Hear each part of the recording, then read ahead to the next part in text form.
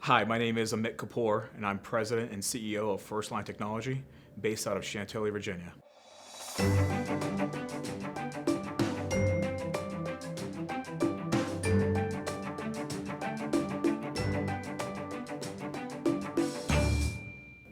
First Line's out of Chantilly, Virginia, out of the Northern Virginia area. I'm a Northern Virginia guy. I went to George Washington University. I grew up in Fairfax. I never want to leave the area. And for us, we've been growing for the past few years at a very substantial rate. We've hit the Inc. 500, 5,000 list a number of times now.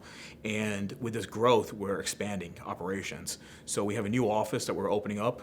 And the office we're opening is down in Fredericksburg, Virginia. We should have it open by the end of this year. And that's going to expand our footprint by 5 times. So we're looking at really strong growth over the next couple of years. Through that growth, we've been expanding internationally. So we've expanded into Australia, into the Middle East, so the United Arab Emirates, as well as into the European market.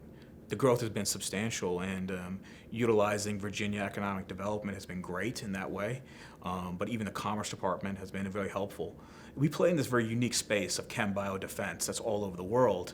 So the uniqueness is not only to the United States, it's also to the international community. And when you have the U.S. government, United States Department of Defense utilizing it across the world, those international customers are going to say, hey, what are those guys using, and how do we get access to it? As we've grown, one of the key things that I really want to put back to our community is this CSR, or what the heart of First Line really brings, and it's really giving back to our community. And part of that giving back to the community has been working with So Others May Eat, as an example, out of Washington, D.C. Working in the soup, it's not just giving money. It's really getting hands-on and working with the soup kitchen and feeding some of the neediest people out there. This Friday, we're actually working with Heroes as a golf tournament, and it's interesting. The employees we're not playing golf. That's the easy. We're actually going to be working, and I want our employees to really give back to the community by volunteering a lot of hours. So we're trying to meet a yearly number of 100 hours, and we've exceeded it year after year.